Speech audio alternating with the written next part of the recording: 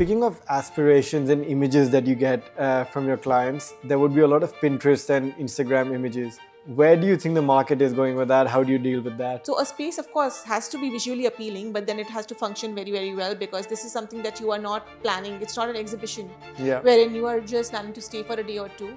Talking about what all you require, what are a few things that a homeowner should not compromise on? So first is you should have great quality of material in place that you are executing in terms of your storages, your furniture and other things. And Where does the homeowner, do they decide on a budget before they meet the designer or after they meet the designer? before starting the project, we actually understand what is the client's lifestyle like, for example, if they are entertaining a lot of guests, or is it like, a small family and they would want that space only for themselves. We also provide clients a quotation, which is like a time, line wise item quote. So it's very important, it is imperative that whatever is showing to the client, the same quality of material is delivered at site for quality checks.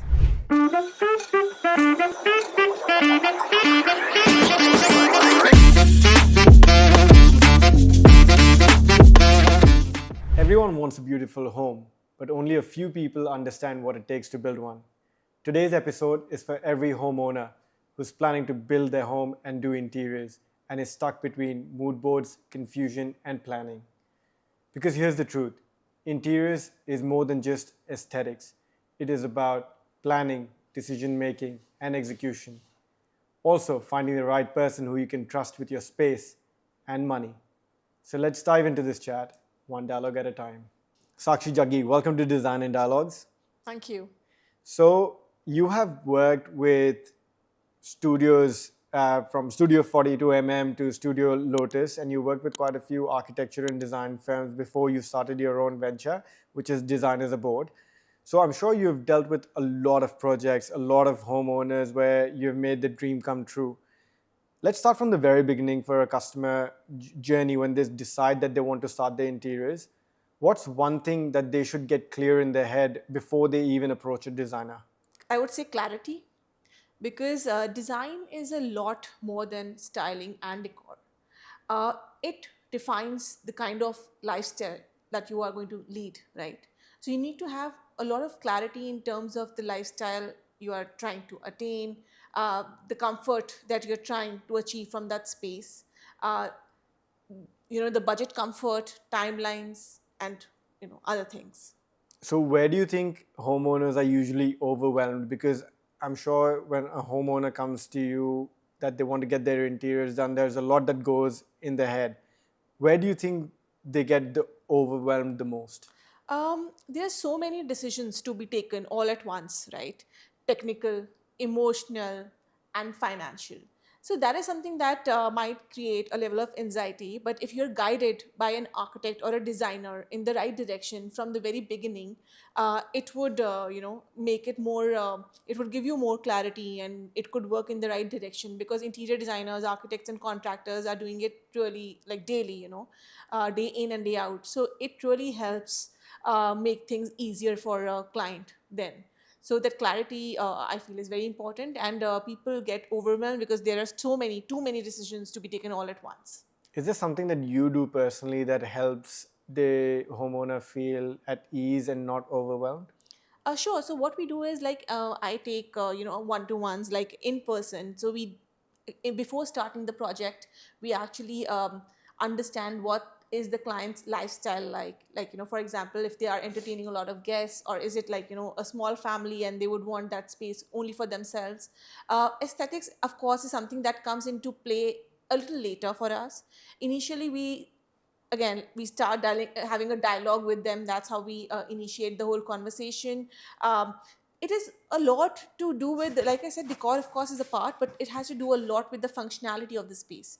And how we do that is basically, you need to have your organized, we need to organize a lot of things. So you need to have organizers in place.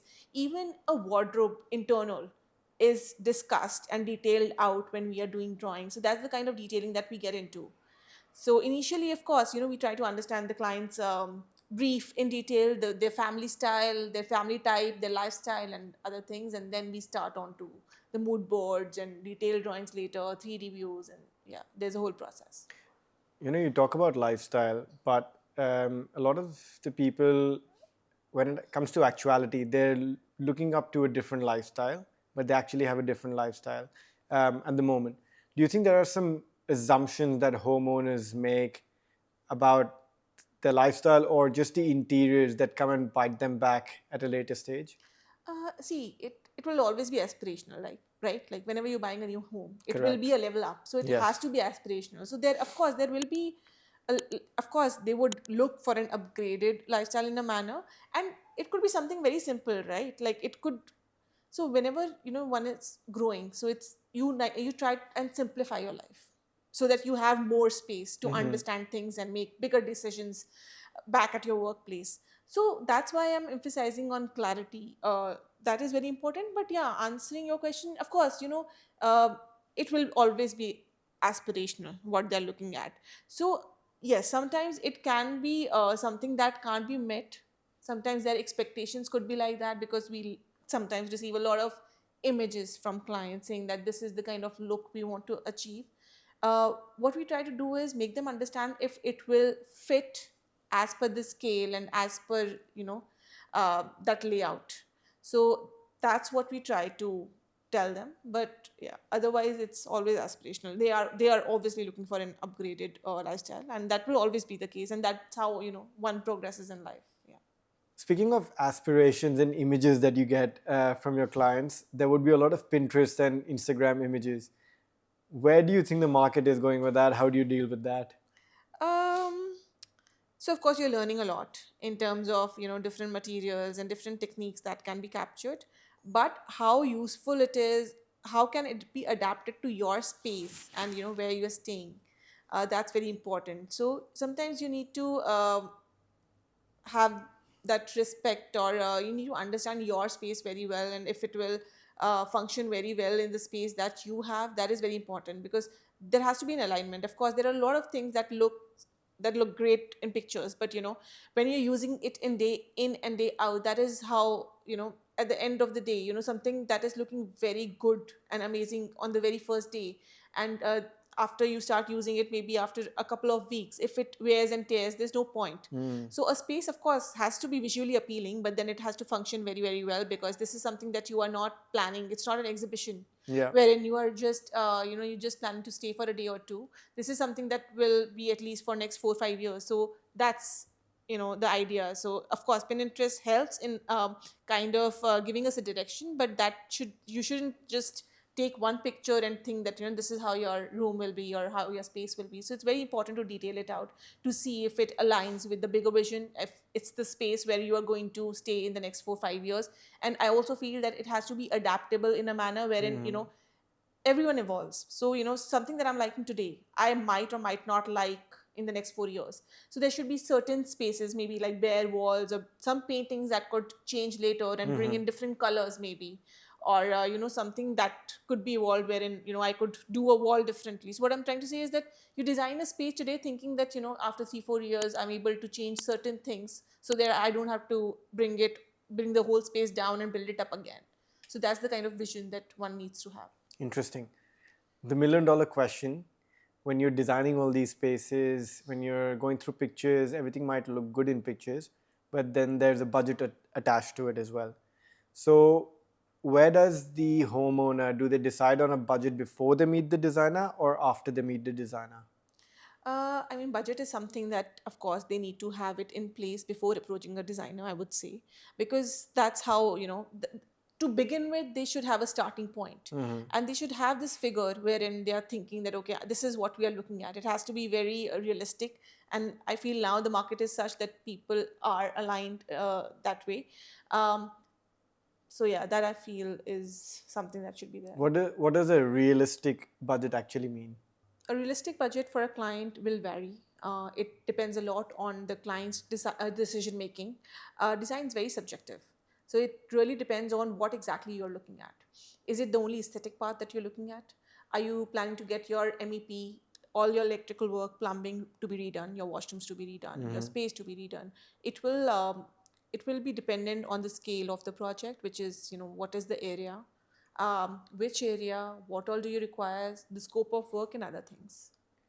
Talking about what all you require, what are a few things that a homeowner should not compromise on? Quality is something that one should never compromise on, because at the Okay. end of the day, as I mentioned earlier, it's not an exhibit, it's not an exhibition. You need to be in that space, you'll be living in that space, so it should be very extremely functional, and it you should design a space so that it would look the same even after years, like 4 or 5 years. So paying a little bit of extra money just to get that quality would always be beneficial for them. Yes, it will be more like an investment which would benefit years later. So what are these some of the non-negotiables that a client should have to have a comfortable set of interiors in their home? Quality and choice of materials. Experience, saves clients costly mistakes. Okay. And is there on the flip side, are there any things that a homeowner could let go of and should compromise on to still have that level of comfort? Decor and styling could be layered on later, right? So first is you should have great quality of material in place that you are executing, in terms of your storages, your furniture, and other things. And of course, styling and decor pieces, something that is loose like artwork, could be plugged in later. In terms of timelines, sometimes clients have a very unrealistic or a realistic timeline as well. And it is something which usually goes over time in interior projects. How do you manage that?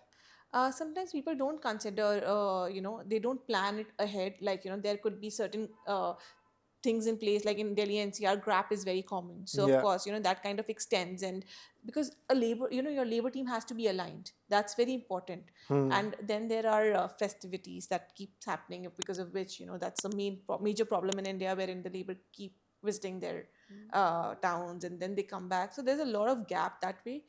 So a proper planning and a project execution team is very important. A proper project plan is very important before you start working at site, so that things are aligned, and it should be planned in a way wherein you could two teams could work parallelly, so that in case one team is not available, the other team could keep on doing their work, and so that the time is not wasted.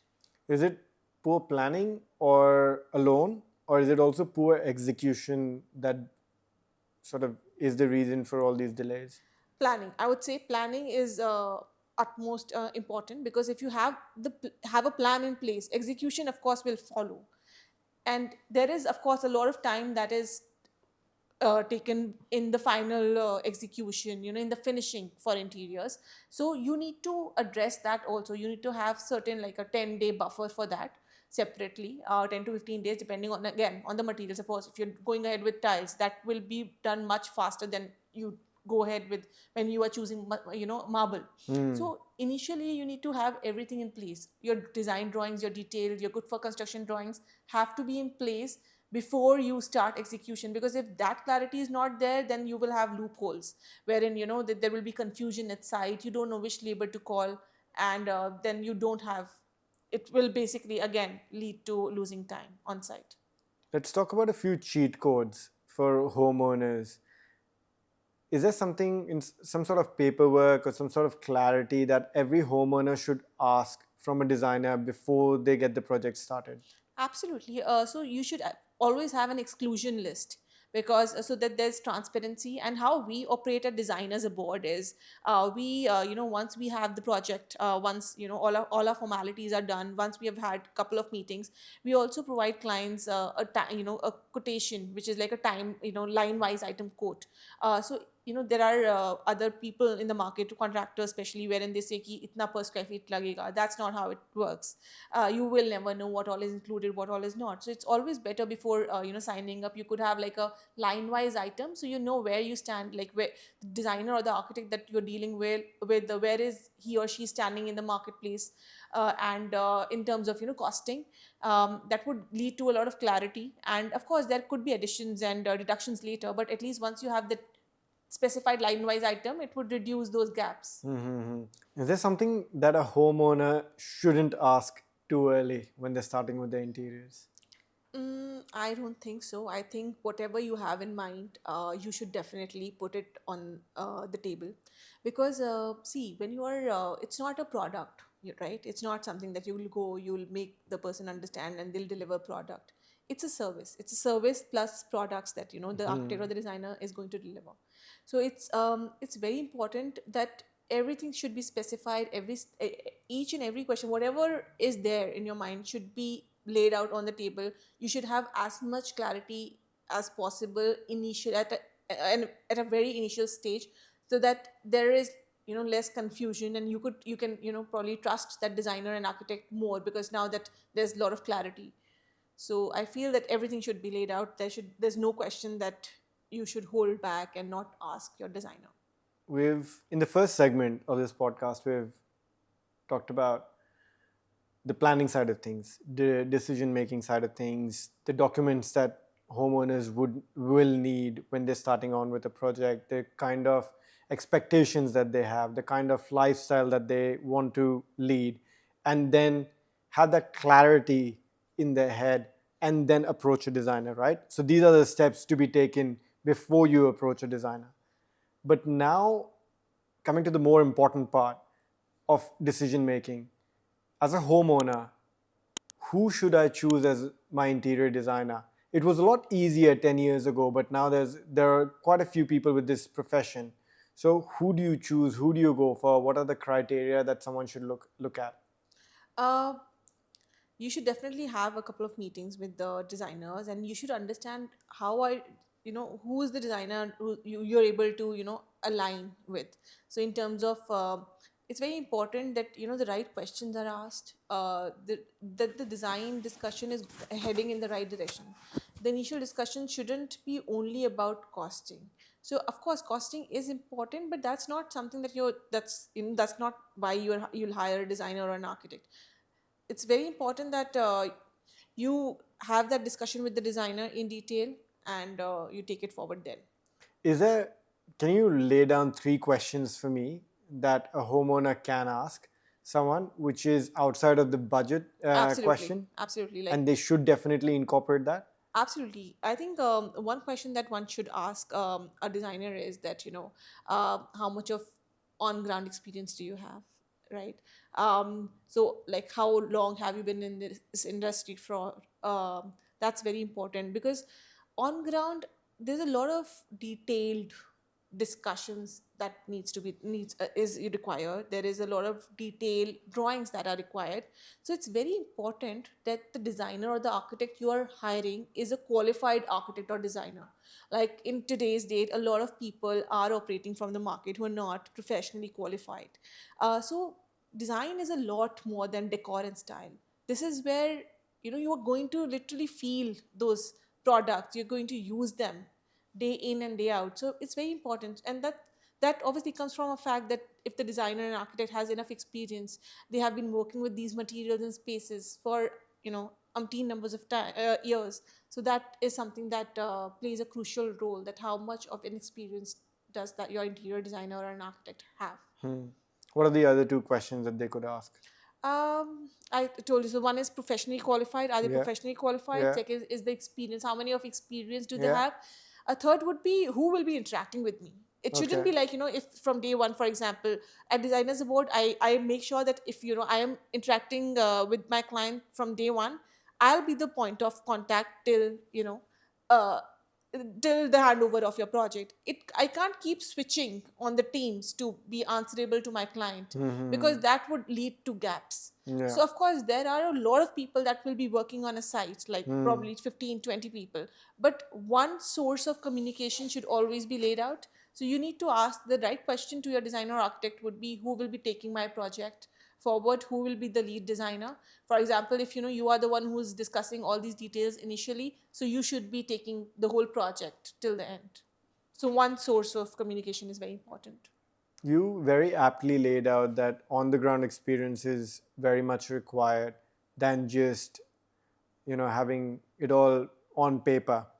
Can you tell me an instance where something around execution experience has mattered more than just on paper aesthetics? Absolutely. There's so many times there are a lot of columns, beams, and electrical work that is there at site, which might or might not, if there is a lack in drawings, like, if the drawings are not detailed up perfectly, then when it is given on at site, and if that is not communicated at site, what you'll get at the end will be very different from what was shown in the 3D views, because everything has to be aligned in terms of the proportions. The people on site might or might not understand proportion, which is very important to you, right? Suppose, for example, there's this square wall that I wanted to have at site, but there was a column instead. So the execution site people might shift it a little bit, thinking that it won't make much of a difference, but the intent of that design that you had developed and shared it with the client. So it's important also to have regular checks at on site. So if you don't have enough experience, you won't be able to work around the challenges that you face at site daily. So yeah, that's important. Yeah. Interesting. Having a lot of business is good for an interior designer. That just goes to show that you have had quite a few projects, quite a few people trust in you when you're doing a project, right? But sometimes homeowners feel that if a designer is doing too many projects, then there's a concern for them. Do you think that is that concern actually valid? No, I don't think so. If you are able, if the designer is experienced and if they have their team in place, because there are a lot of systems that goes into when you're designing a project. So I don't think that should be a concern wherein the client is actually worried if the designer is handling too many projects. There is nothing like that, because if there is a lot of, so we have designed it in a structured way wherein we know as designers where we need to step in and where we need to step out, and where when all we need to go to the site and have those site checks in place. So we have all those documents in systems in place. That should definitely it's not a worry area according to me.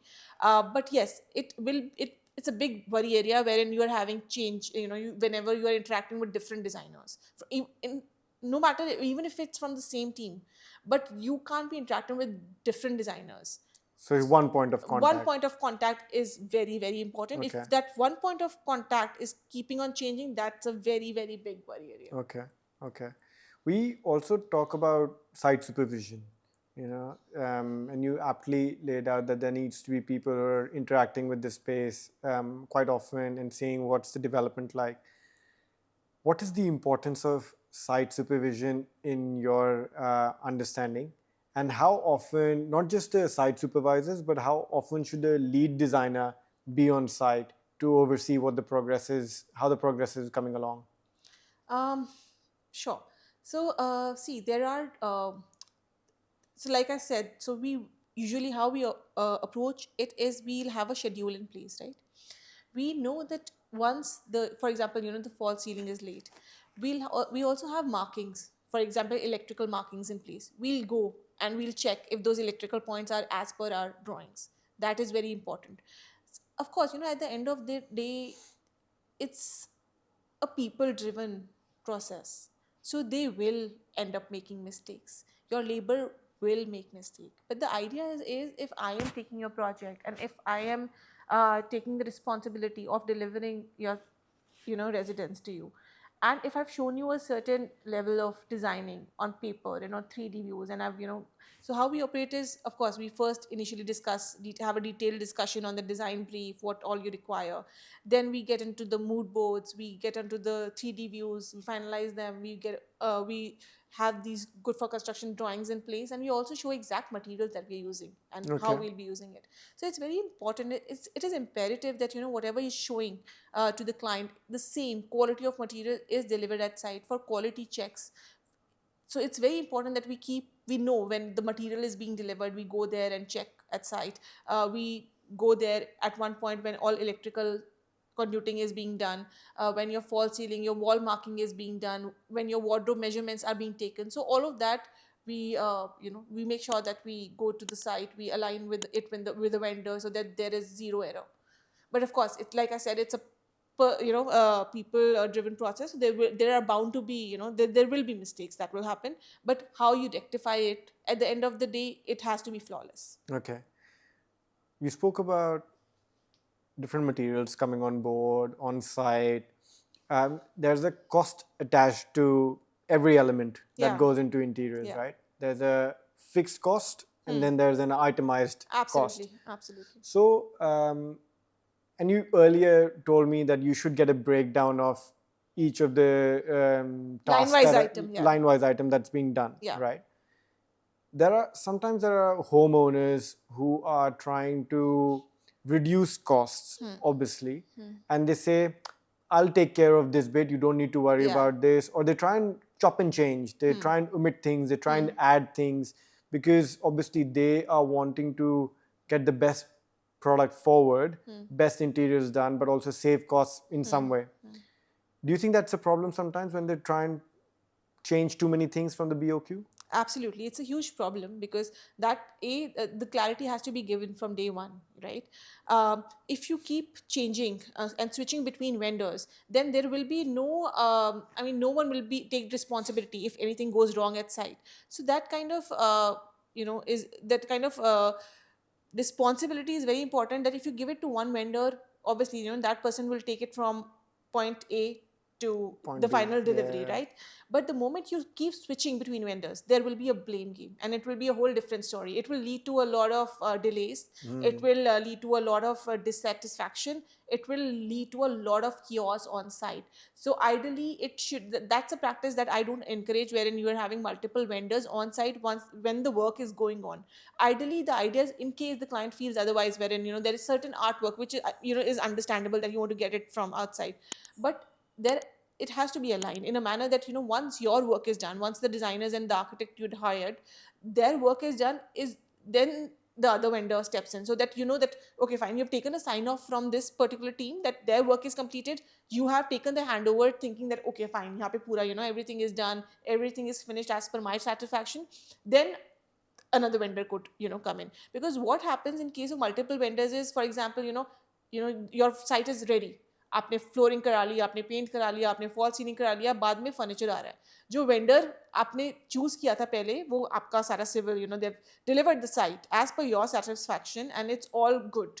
But the moment your furniture guys come in, obviously because वो labour है तो उनके हाथ गंदे होंगे, वो आएंगे, वो वॉल रगड़ेंगे, आपका पेंट चला जाएगा, and then again there will be a blame game. So obviously, so once you have it, once you've given it to one team, then the responsibility is that of the end designer, so that they'll make sure कि your furniture is well placed. Furniture में भी कोई problem नहीं आई है, furniture में भी कहीं से पॉलिश स्क्रैच नहीं हुआ है, अगर हुआ है तो it has to be fix. If there is something wall या कुछ wallpaper, wall paint, some panelling has been destroyed, then they'll make sure that they'll fix it and hand it over to you. Okay. Are there some red flags that owners should look at when they're talking to an interior designer or architect in the first few meetings? Absolutely. So first is, of course, lack of experience. If they say that we just started, we started about a year back, and we don't have any projects to showcase and this and that, so that is a huge red flag according to me. If they keep switching on in their office spaces, that again is a very red flag for me per se. Okay. So yeah, that is very important, that the designer or the architect that you're hiring should have one office space when you could, of course, accountability is very important for me. So the kind of experience that you have had, what's the scale of projects you've handled. So that is something that if the designer says that they've just recently started, it's a huge red flag. In the interior design space, there are a lot of referrals that work, right? So if I've gotten work done from you, I will recommend you to my friends as well. I would recommend you to my family and anyone that I might come across who are trying to get their interiors done. Do you feel referrals are more reliable in the industry, or people should go with their social media platform images and portfolios? Referrals, of course, works better in a manner that, of course, someone who has got it done already and is satisfied. If your friend is satisfied, then of course the chances of you getting it done by the same designer would be satisfactory as well. But I don't see any harm if you're exploring it on social media, and if you get to know of a good designer through social media, and if you think they're reliable, they have they have all their accounts in place, and I'm sure there is a referral that could come once you speak to that designer. Let's talk about alignment, expectations, and trust between homeowners and a designer. How important is chemistry and communication between them when it comes to finalizing a project? It's extremely important. It's imperative. that the point of contact, the line of communication is very well built from day one, because at the end it's a 6 month long process wherein you will be interacting with the designer in detail on a daily basis, and this is a very private space.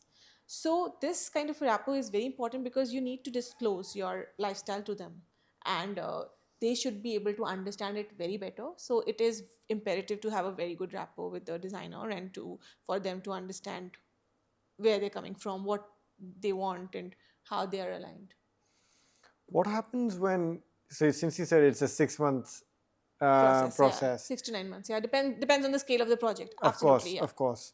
So what happens when there are multiple new ideas that keep coming to someone's mind? There's obviously the exposure of Pinterest and Instagram, like we've talked about already.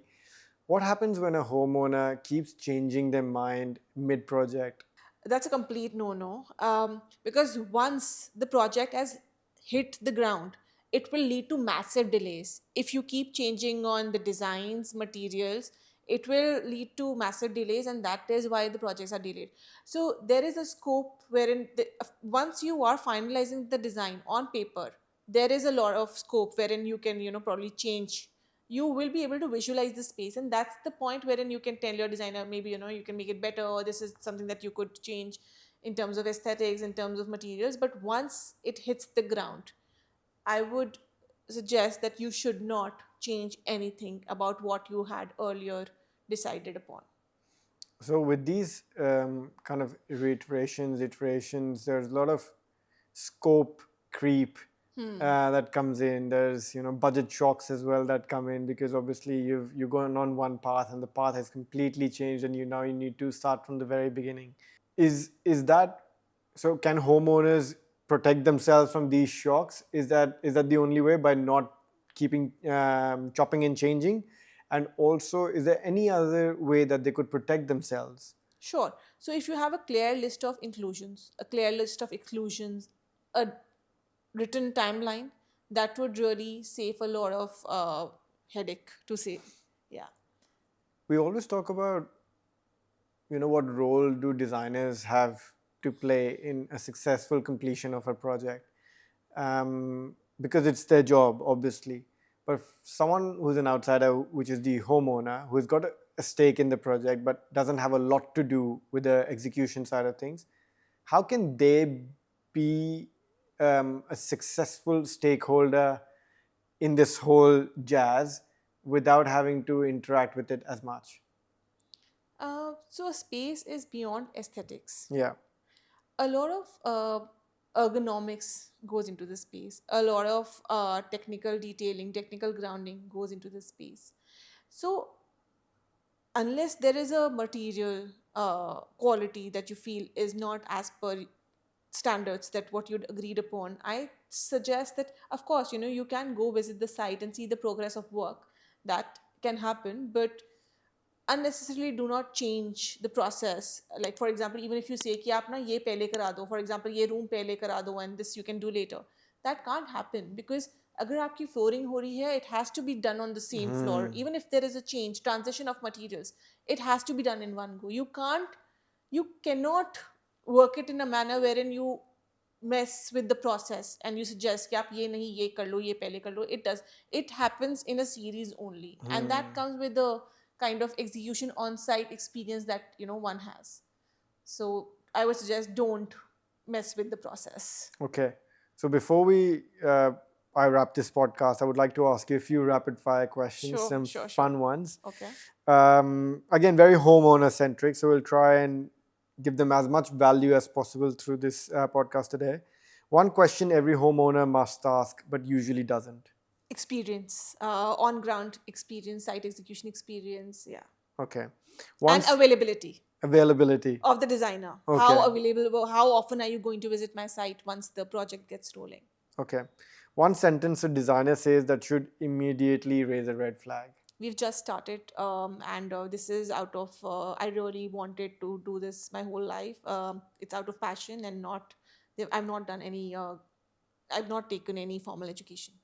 But what if they've taken a formal education, but they're venturing out into their own business?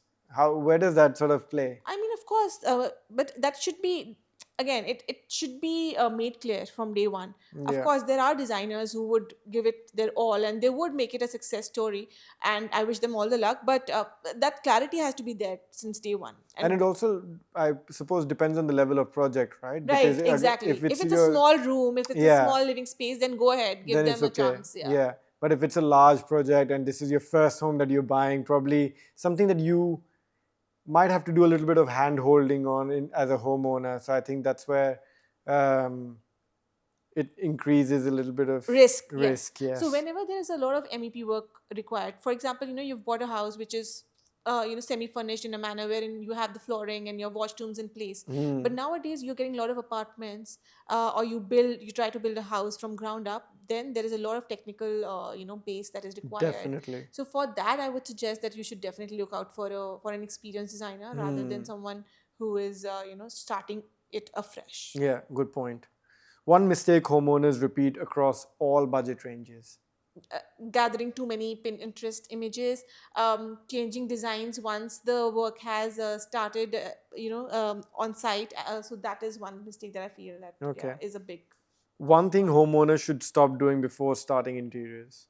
So in my design education, I'd studied form follows function. Okay. So it's very important that we work on the functionality of the space first, Yeah. and then we follow it with forms. Then we can give it those aesthetics that one is looking at in terms of finishes, in terms of scale, proportion, and other things. Yeah, one thing I've also realized is a lot of homeowners or anyone who's from the outside, they look at things in silos. Yeah. A fabric as a fabric, separately, yeah. or a furniture piece as a furniture piece. They do not look at things as a whole. So that is definitely something, and especially with Instagram, there are a lot of products which are out there in the market which look very pretty, but you don't necessarily know where and if it will be a good fit or not. So if you're getting something which is classical in a European style home, it won't just go well together, and you might not be able to make the two rhyme together, so to speak. What is one thing designers wish homeowners understood better? That it's not only about aesthetics at the end of the day. It's basically something that you'll be doing, using it day in and out, and so it has to be extremely functional. You need to give a lot of time to your designer in discussing details and discussing discussing it in detail, basically. So it's very important that you don't only look at the aesthetics. Of course, you can guide the designer saying that this is my preference of, say, color or the finish. I'd probably like glossier more than matte. You can guide them, but then when it comes to functionality of the space, when you've told them that this is the kind of storage I want and this is the kind of layout I want, and this is, so many people will be coming to entertain, I would be inviting my guests in and out. So from there on, give a proper defined brief and then let the designer do their job. In terms of aesthetics, you can obviously have a lot of pointers to say, and that should be taken well, and of course the designer will be able to execute it at the end. But yeah, let designers do the job. This podcast is, or this particular episode is very much for homeowners. I've gotten you on as a speaker today because you've got plethora of experience. You started back in 2005, you told me, and you've worked with quite a few renowned architecture firms, and some of the companies that you worked for actually look into the details of the project from not just at their finishing ends, but also from the get-go. So anyone who is watching this podcast today as a homeowner, has bought a home or is looking to buy a new home, what is one thing that they should remember from this conversation and they should implement it for the next project? I would say form follows function. Okay. Let it be your lifestyle first, and then you start on designing the visuals, and don't look at things in isolation. For example, this is the furniture piece I like, this is what I would want it in my bedroom. You can obviously shortlist and show it to your designer initially, but then let them build around it, and you should be okay to if the designer is adapting it in a manner that makes the whole room or the whole space looks better, then they should be okay with that. Definitely. Great. It was lovely having this chat with you, Saakshi, because I think being in this industry, we often talk about vendors, we talk about interior designers, we talk about architects, but we do not talk about the main person who's on the other side of things, which is a homeowner or a person who's doing the project, a builder, whatever it might be. So I wanted to look through a different lens today and think and talk about what homeowners might actually feel when they're getting their interiors done. I hope we've answered many of the questions that someone goes through when they're getting a big project done for themselves. So thank you for taking the time out and shedding some light on very interesting yet important questions that someone might have when they're starting up with a project. Thank you so much.